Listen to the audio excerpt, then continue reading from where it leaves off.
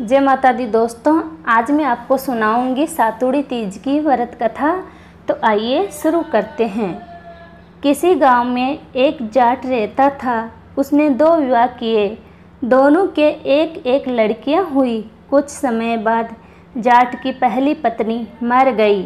अब सौतेली माँ अपनी बेटी से तो कुछ काम नहीं करवाती, उसे बहुत स्नेह से रखती, परंतु दूसरी बेटी से घर का सारा काम करवाती थी। दोनों लड़कियां बड़ी हो गई।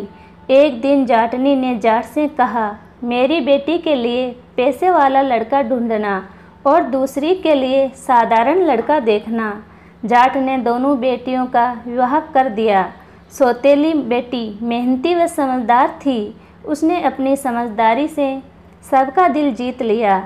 जाटनी की बेटी घर का काम भी नहीं जानती थी और अकड़ में रहती थी, इसलिए ससुराल वाले उसी से बहुत दुखी हो गए।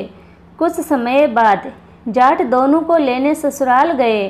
पहली लड़की के ससुराल वालों ने बहुत बड़ाई की, परंतु दूसरी वाली के ससुराल वाले ने बहुत शिकायतें की और कहा, अपनी बेटी को ले जाओ।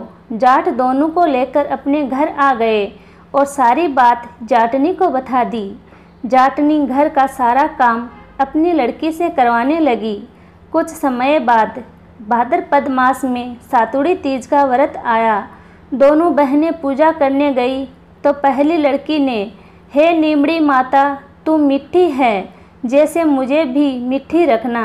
दूसरी ने कहा, तू तो कड़ी है। माँ ने सुना और तुरंत समझ गई और लड़की को वापस पूजा करने भेजा।